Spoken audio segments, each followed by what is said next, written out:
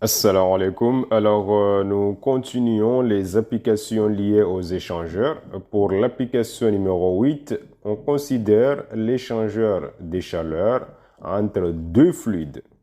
Dans un échangeur thermique à courant parallèle, des propriétés suivantes. Alors, nous avons pour le fluide chaud le débit massique, sa capacité thermique massique, ainsi que sa température d'entrée.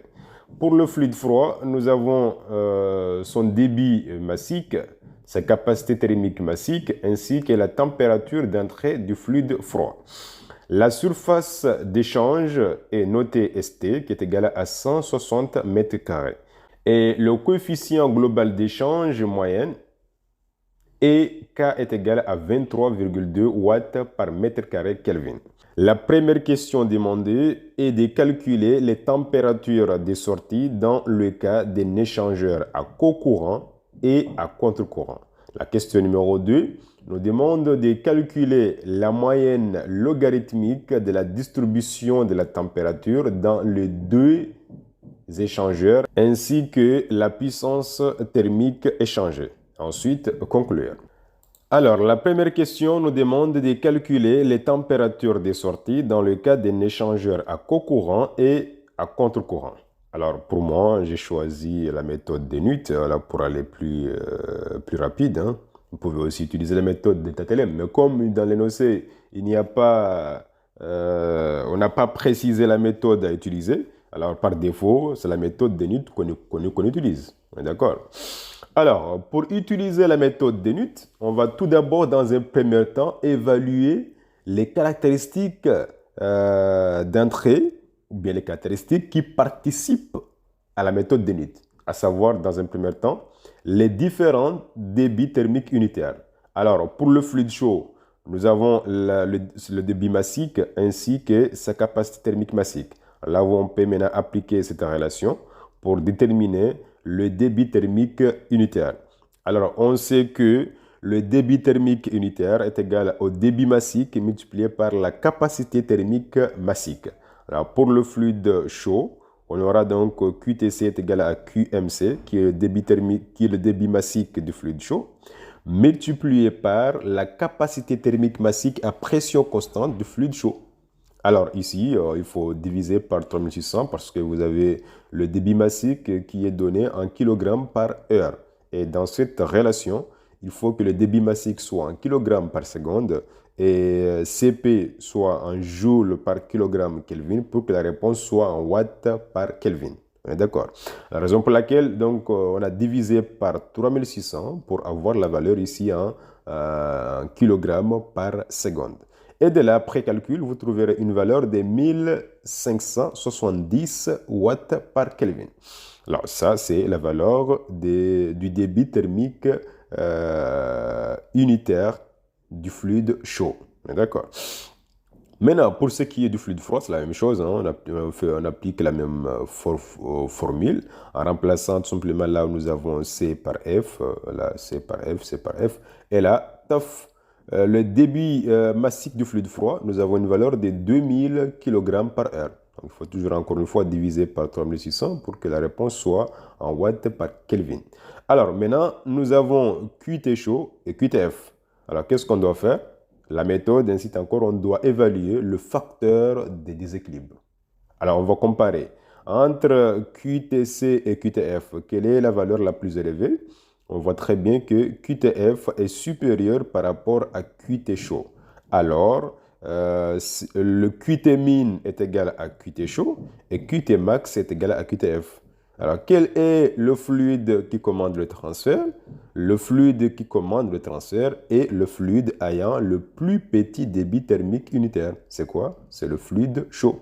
D'accord? Donc, c'est le fluide chaud qui commande le transfert parce que c'est le fluide chaud qui a le plus petit débit thermique unitaire. Alors, ici, on applique la formule et après calcul, vous trouverez que R est égal à 0,676. Alors, connaissant le facteur de déséquilibre, on va se rapprocher ici. Donc, nous avons la surface d'échange. Nous avons aussi le coefficient global d'échange. Donc, on peut utiliser la formule donc, de NUT pour dire que le nombre d'unités de transfert Alors maintenant, en regardant côté énoncé, on voit très bien que nous avons la surface totale d'échange, nous avons le coefficient global d'échange. Donc, on peut calculer le nombre d'unités de transfert, NUT. Donc, on sait que NUT est égal à K fois S total, qui est la surface totale d'échange, divisé par QT min. Alors, QT min pour nous est égal à QTC. D'accord? Et après calcul, on trouve une valeur de 2,36. Alors, maintenant, on connaît les différents éléments qui vont participer à la méthode de NUT, à savoir pour la détermination de l'efficacité, on a besoin de ces paramètres. D'accord? Donc l'efficacité, parce qu'il faut avoir d'abord l'efficacité avant d'aboutir au calcul des températures. Alors, on va traiter cas par cas. On va tout d'abord commencer par la configuration co-courant. Alors, on sait que l'efficacité d'un échangeur à co-courant est donnée par cette relation. D'accord? Donc, il faut voir donc, le cours partie, donc CF tableau, donc des efficacités des différents échangeurs. Alors, efficacité d'un échangeur à courant parallèle contre co-courant est égale à E sur 1 plus R, facteur de 1 moins exponentielle de moins facteur de 1 plus R, multiplié par NUT, c'est-à-dire le nombre d'unités de transfert. Alors, on connaît NUT, on connaît R. Maintenant, on peut calculer l'efficacité. Alors, l'après calcul, on trouve une efficacité de 0,585. Alors, après avoir évalué l'efficacité, il faut se rappeler que c'est le fluide froid qui commande, pardon, c'est le fluide chaud qui commande le transfert. Alors, on sait que l'efficacité côté chaud est égale à la température d'entrée du fluide chaud moins la température de sortie du fluide chaud divisé par la température d'entrée moins la température de sortie. Alors, à partir de là, donc, on peut tirer la température de sortie du fluide chaud dans le cas d'un échangeur à co-courant. D'accord? Alors là, nous avons cette expression. Vous avez TCE, vous avez l'efficacité, vous avez aussi TFE. Parce que TCE, nous avons ici 120 degrés Celsius. TFE, nous avons 15 degrés Celsius. L'efficacité, nous avons 0,585. Et de là, après calcul, on trouve une valeur de 58,6 degrés Celsius. Donc, on peut utiliser la conservation de l'énergie en faisant donc le bilan thermique pour déterminer la température de sortie du fluide froid. Et après calcul, vous trouverez une valeur de 56,5 degrés Celsius. On y est. Alors, maintenant, on va passer à la deuxième configuration. Alors, cas d'un échangeur à contre-courant. Alors, pour ce faire, on va tout d'abord poser encore l'expression nous permettant de calculer l'efficacité dans le cas d'un échangeur à contre-courant. On sait que l'efficacité d'un échangeur à contre-courant est donnée par cette relation en fonction de R et NUT. Donc, c'est 1 moins exponentielle de moins facteur de 1 moins R multiplié par le nombre d'unités de transfert sur 1 moins le facteur des déséquilibres multiplié par l'exponentielle de moins facteur de 1 moins R multiplié par le nombre de NUT. Alors, cette expression-là, nous l'avons démontrée dans le cours, hein, donc il faudrait voir donc, le cours, nous l'avons établi. Alors, à partir de là, on connaît R, on connaît NUT, on peut maintenant donc déterminer numériquement cette efficacité. Et là, on trouve une valeur de 0,78. Alors, toujours, on sait que c'est le fluide chaud qui commande le transfert. Alors, l'efficacité de notre échangeur sera calculée côté chaud, d'accord? Et de là, on peut tirer la température du fluide chaud à la sortie dans la configuration contre-courant. Nous avons l'expression qui est là. La température d'entrée reste toujours la même. Et la température d'entrée du fluide froid reste toujours la même. D'accord? L'efficacité maintenant est égale à 0,78.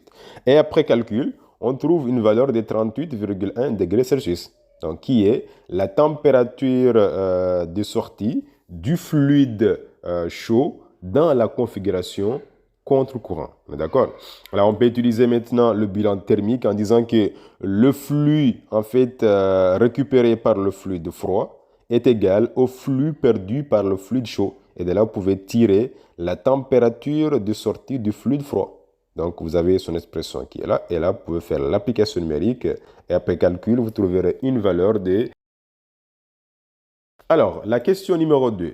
nous demande de calculer la moyenne logarithmique de la distribution de la température dans les deux échangeurs ainsi que la puissance thermique échangée. Ensuite, conclure. Alors, nous commençons par donner la relation nous permettant de calculer la moyenne logarithmique. Alors, on sait que delta TLM est égal à la variation des températures des fluides à l'entrée de l'échangeur moins la variation des températures des fluides à la sortie de l'échangeur divisé par ln de delta TE. Alors, nous, on va calculer la valeur de delta TLM dans chaque configuration.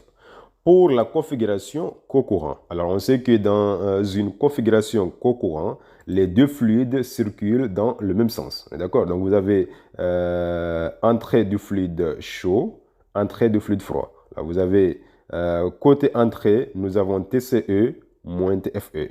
Maintenant, côté sortie, nous avons TCS moins TFS. Alors là, on peut calculer delta TE à l'entrée, c'est la variation des températures des fluides à l'entrée de l'échangeur. Là, nous avons ici l'entrée. Qu'est-ce que nous avons à l'entrée? Nous avons TCE et TFE. On y est. Là, vous avez cette expression qui est là. Et après calcul, vous trouverez une valeur de 105 degrés Celsius. Maintenant, qu'est-ce que nous avons à la sortie? À la sortie, nous avons TCS moins TFS, parce que la température TCS est supérieure par rapport à TFS. On y est. Et de là, après calcul, vous trouverez une valeur de 2,1 degrés Celsius. Alors maintenant, connaissant delta TE et delta TS, on peut évaluer numériquement delta TLM dans la configuration co-courant. Et là, on trouve une valeur de 26,3 Kelvin. Alors, connaissant maintenant la valeur de delta TLM, on peut maintenant appliquer cette formule pour déterminer la puissance thermique échangée. Donc, le flux est égal à K fois S fois delta TLM. D'accord? On connaît le coefficient global d'échange, on connaît la surface totale d'échange, on connaît maintenant la valeur de delta TLM. Et là, on peut aboutir à une valeur de 97 626 watts, qui est la puissance thermique échangée dans la configuration co-courant. Alors, maintenant, on va s'intéresser à la deuxième configuration, la configuration contre-courant. Alors, pour une configuration à contre-courant, les deux fluides circulent en sens inverse. Donc, vous avez le modèle qui est là. Donc, le fluide chaud circule suivant ce sens-là. Maintenant, le fluide froid, donc, va circuler suivant le sens inverse du fluide chaud. Alors, là, nous avons l'entrée du fluide chaud, sortie fluide chaud. Entrée fluide froid, sortie fluide froid. Alors, toujours, on va se positionner à l'entrée de l'échangeur. Qu'est-ce que nous avons à l'entrée de l'échangeur? Nous avons la température d'entrée du fluide chaud et la température de sortie du fluide froid. Qu'est-ce que nous avons à la sortie de l'échangeur? Nous avons la température de sortie du fluide chaud ainsi que la température d'entrée du fluide froid. Et de là, maintenant, on va calculer le delta TE. Ça sera égal à TCE moins TFS. D'accord? Et delta TS, c'est-à-dire la variation de la température des fluides à la sortie de l'échangeur, nous avons TCS moins TFE. C'est ce que nous avons ici. Hein. Donc, après calcul, donc, vous avez delta TE est égal à 63,5 degrés Celsius. Delta TS, vous avez 43,6 degrés Celsius. Et de là, on peut déduire numériquement delta TLM pour cette configuration. Et on trouve une valeur de 59,92 Kelvin. Alors, on applique la même formule pour pouvoir déduire la puissance thermique échangée pour cette configuration. Alors là, nous avons phi est égal à K fois S total fois delta TLM pour la configuration contre-courant. Et de là, on trouve une valeur de 222 423 watts. Alors, ici, qu'est-ce qu'on remarque? On remarque que delta TLM dans la configuration co-courant est inférieur par rapport au delta TLM dans la configuration contre-courant. Un élément très important à souligner. Alors, deuxième chose, on remarque que le flux échangé dans la configuration contre-courant est doublement supérieur par rapport au flux échangé dans la configuration co-courant. Deuxième élément très important à souligner. Alors, quelle est la configuration la plus réaliste? La configuration qui se rapproche de la réalité est la configuration à contre-courant. Alors là-dessus, je vous remercie et on se retrouvera prochainement pour une nouvelle application liée aux échangeurs.